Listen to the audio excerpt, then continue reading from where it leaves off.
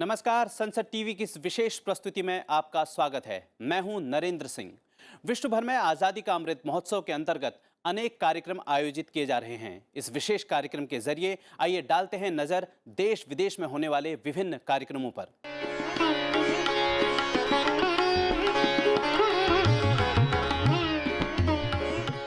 आजादी का अमृत महोत्सव न सिर्फ हमारी आजादी और आजादी से जुड़ी कहानियों को उत्सव के रूप में मनाने का समय है, बल्कि इसके जरिए हम अपने स्वर्णिम इतिहास को याद करते हैं।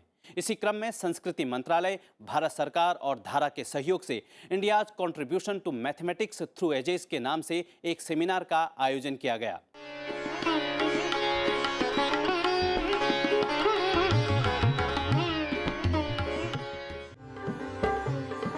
गणित के क्षेत्र में भारत का बड़ा योगदान रहा है। शून्य की खोज से लेकर अंक लेखन, पाई में अनंत श्रृंखला की खोज भारत के विद्वानों की ही देन रही है। भारत की आजादी के इस अमृतकाल में इस गौरवशाली अतीत को युवा पीढ़ी तक पहुंचाने के उद्देश्य से संस्कृति मंत्रालय, भारत सरकार और धारा के सहयोग से एक सेमिनार का आयोजन किया गया। इस सेमिनार का विषय था India's contribution to mathematics through ages. Nation is celebrating 75 years of independence, and in this series various programs are being organized, and one important program from the Ministry of Culture is totally dedicated on mathematics, ancient mathematics. What we have done in the past, what our ancestors, everybody talks that mathematics has played an important role in Indian culture, but we have never documented it.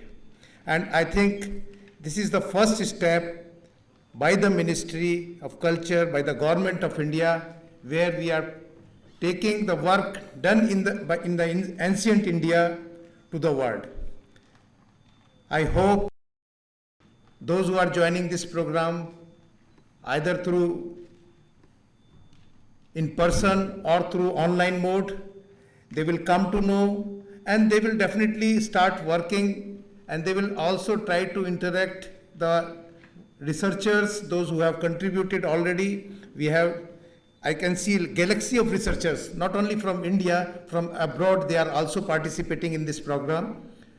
So my request to each and everyone, please interact not only during this program and after this program. If you have an interest in ancient mathematics, हम लोग पहले क्या थे mathematics में, हम उसको कैसे भूल गए, हम उसको कैसे रिवाइव कर सकते हैं, हमारे कंट्रीब्यूशन जो हमारे बुजुर्गों ने, हमारे एंसिस्टर्स ने किया है, उसको हम कैसे जन जन तक पहुंचा सकते हैं विश्व में, ये एक प्रयास है और इसमें आप सबका भागीदारी बहुत इम्पोर्टेंट है। सेमिनार को 4 सत्रों में बांटा गया था। Ancient period, classical period, contribution of Kerala school, इन विषयों पर विस्तार से चर्चा हुई। पार्थसारथी मुखोपाध्याय ने जीरो और डेसिमल प्लेस वैल्यू सिस्टम पर अपने विचार रखे।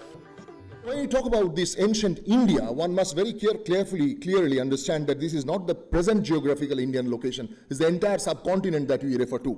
Indian mathematics refers to this entire landmass, right? With reference to that, immediately I can take you 200 years back to this Khmer inscription of zero, which is in Cambodia, and it is 200 years older than the inscription of Gwalior. You can see the timeline there. It's rediscovered by this gentleman, Professor Amir Exel, in only 2013. It was there and it was lost in the Pol Pot regime of Khmer Rouge, and then after a lifetime search, there's a fantastic book, Finding Zero, by Professor Amir Exel. If you are interested, you can check it. Then there you find this in the Khmer writing. The Shaka era reached the year 605 on the 5th day of the waning moon. And this 605, as you can see there in the screen, that O in the middle, that zero, it's called bold dot zero. You see, it looks different than the modern zero. And my friends, this is how zero used to look like initially in India. Bold dot, not just the way you write it now. It was, completely blackened, the whole thing, right? So how far can we push it back?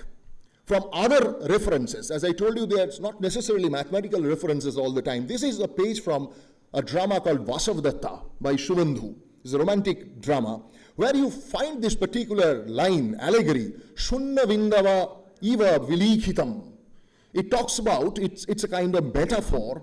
The writer tells that as if God himself, by the chalk of moon, has drawn the stars in the sky like zero dots. Shunna Vindavaiva Vilikhitam.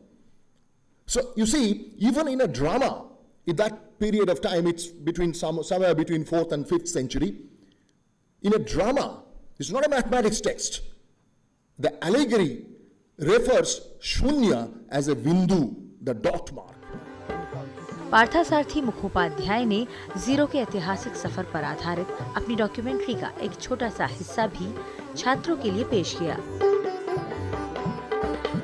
इस seminar में कई विद्वान virtual माध्यम से शामिल हुए और अपने विचारों से छात्रों को लाभान्वित किया।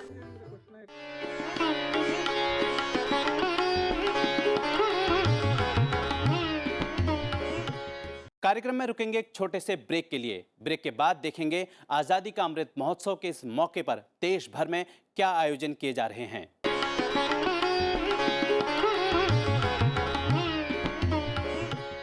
ब्रेक के बाद संसद टीवी की इस विशेष प्रस्तुति में आपका स्वागत है। आजादी का अमृत महोत्सव के अंतर्गत देश भर में अनेक कार्यक्रम आयोजित किए जा रहे हैं। झलकों के माध्यम से आइए डालते हैं नजर देश भर में आयोजित विभिन्न कार्यक्रमों पर।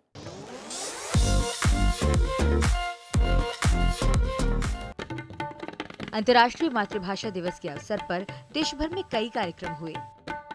इन्हीं कार्यक्रमों में शामिल रहा आजादी का अमृत महोत्सव के अंतर्गत यूनेस्को के साथ मिलकर इंदिरा गांधी राष्ट्रीय कला केंद्र में आयोजित वंदे भारतम कार्यक्रम।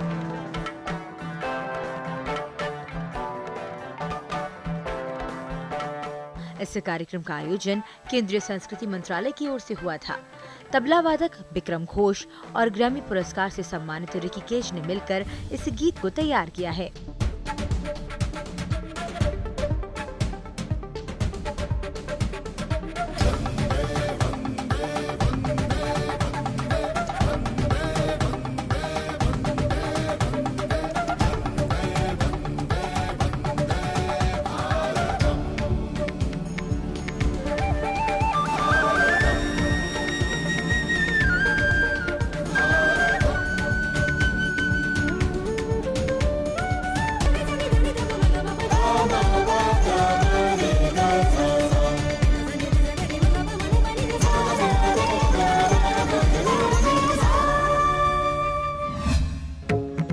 मध्य प्रदेश का खजुराहो शहर अपने मंदिरों के लिए विश्व प्रसिद्ध है।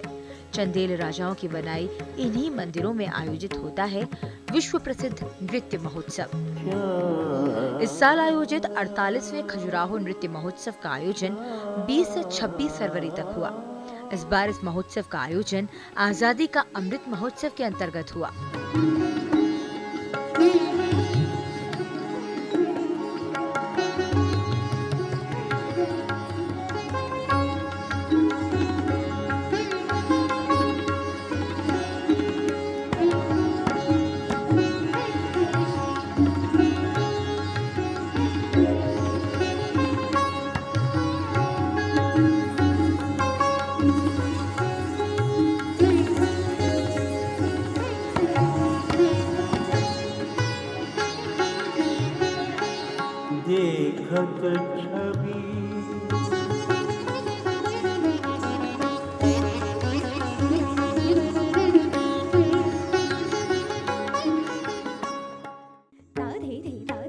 समारोह में भारतीय नृत्य शैलियों के सांस्कृतिक परिदृश्य और कला यात्रा की प्रदर्शनी, कथक पर एकाग्र नेपथ्य, भारत सहित विश्व के अन्य देशों की कला प्रदर्शनी, आर्ट मार्ट, कलाकार और कलाविदों का संवाद, कला वार्ता, वरिष्ठ चित्रकार लक्ष्मी नारायण भावसार की कला अवदान पर एकाग्र प्रदर्शनी, प्रणति, देशज ज्ञान और परंपरा का मेला, हुनर के साथ कला परंपरा और कलाकारों पर केंद्रित फिल्मों का उपक्रम, चलचित्र जैसे प्रमुख आयोजन हुए।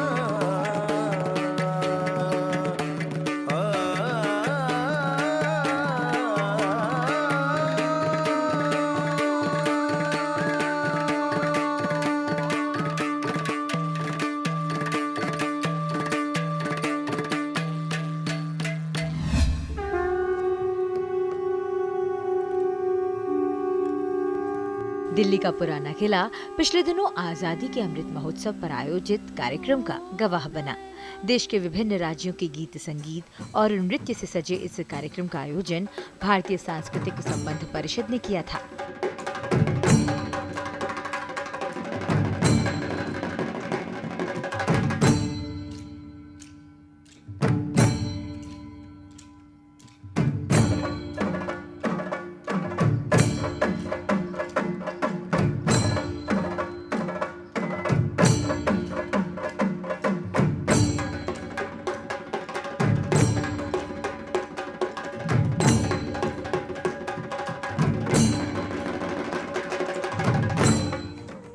विश्व गुरु भारत और आत्मनिर्भर भारत के मूल मंत्र से प्रेरित इस कार्यक्रम में सभी राज्यों की झलकियां देखने को मिली।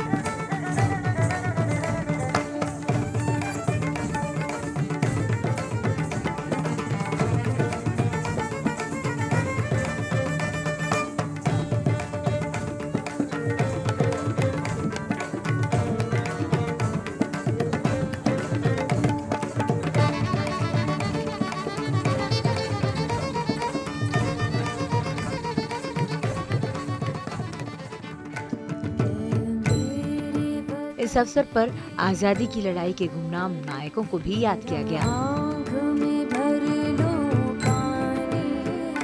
जो शहीद हुए हैं उनकी जरा याद करो कुर्बानी। कार्यक्रम में शास्त्रीय, कंटेम्प्रेरी, लोक और आदिवासी नृत्यों के अलग अलग फॉर्म का सीक्वेंस प्रस्तुत किया गया। त्रिपुरा का होजरा नृत्य हो या फिर आओ नागा क्वायर की प्रस्तुति, बंगाल के बाउल गायक हो या गोटिपुआ मयूरभंज,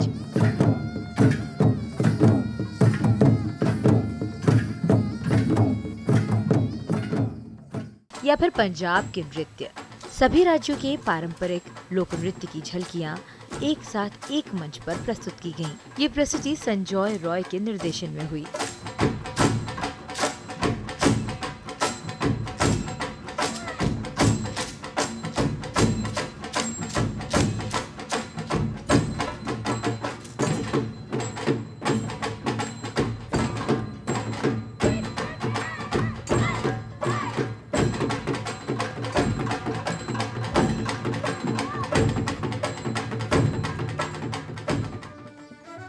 कार्यक्रम में मुख्य अतिथि विदेश एवं संस्कृति राज्य मंत्री मीनाक्षी लेखी ने ऐसे आयोजनों की आवश्यकता बताई।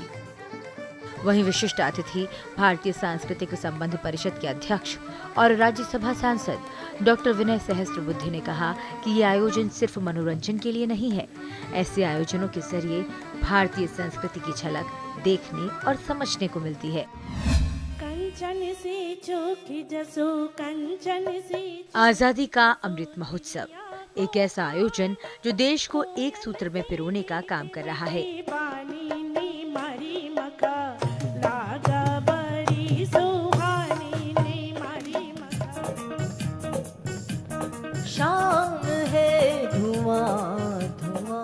इसी क्रम में मध्य प्रदेश में बहने वाली नदी ताप्ती के तट पर भी ताप्ती महोत्सव का भव्य आयोजन हुआ।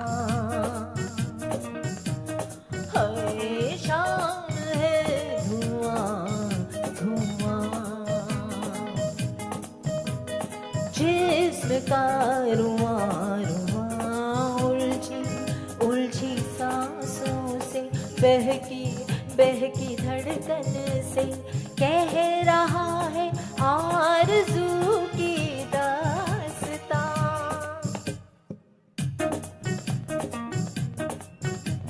शाम है धुआं धुआं।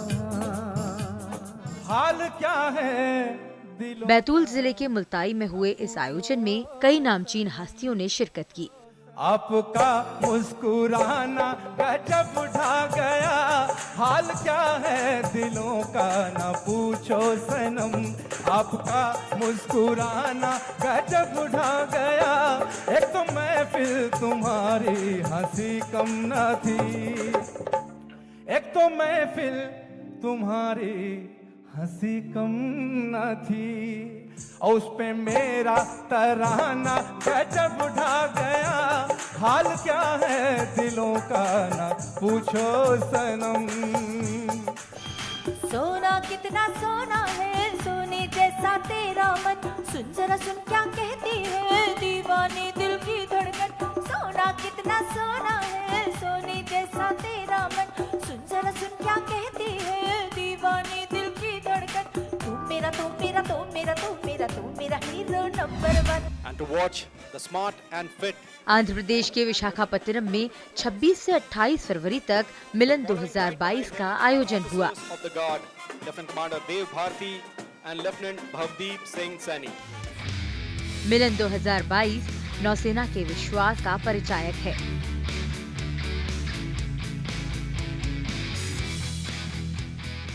इस बार नौसेना के इस अभ्यास में भारत के मित्र देशों America, Australia, Bangladesh, Sri Lanka, Malaysia और वियतनाम ने भी हिस्सा लिया।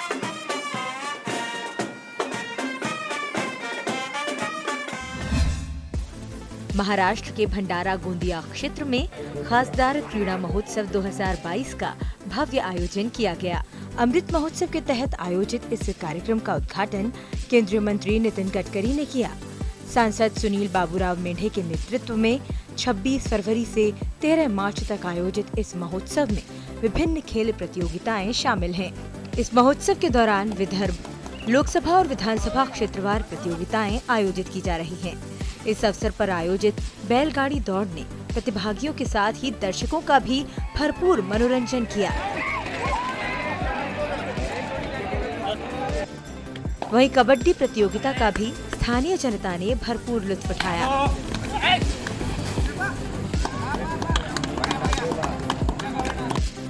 बैलगाड़ी दौड़ और कबड्डी जैसे देसी खेल के साथ ही क्रिकेट का भी आयोजन किया गया।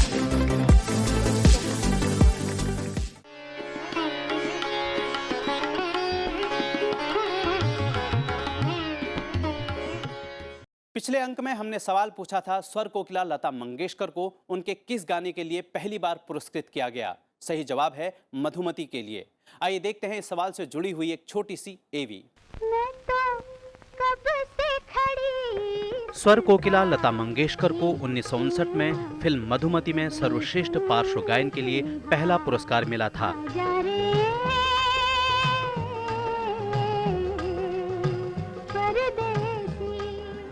लता मंगेशकर का जन्म 28 सितंबर 1929 को इंदौर में हुआ था।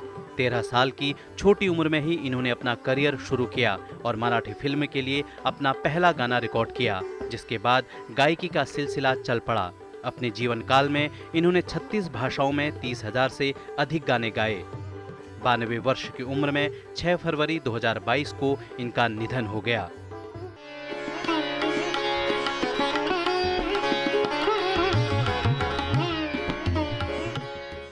आप में से अनेक दर्शकों ने इसका सही जवाब दिया है, जिनके नाम टीवी स्क्रीन पर आप देख सकते हैं। अब बारी है आज के सवाल की। आज का सवाल है हिंदुस्तानी शास्त्रीय संगीत का सबसे पुराना घराना कौन सा है। आप अपना जवाब नीचे दिए गए ईमेल आईडी पर भेज सकते हैं। हमारा यह कार्यक्रम आपको कैसा लगा यह भी जरूर बताएं। आप हमें स्क्रीन पर दिए जा रहे पते पर भी फॉलो कर सकते हैं। नमस्कार।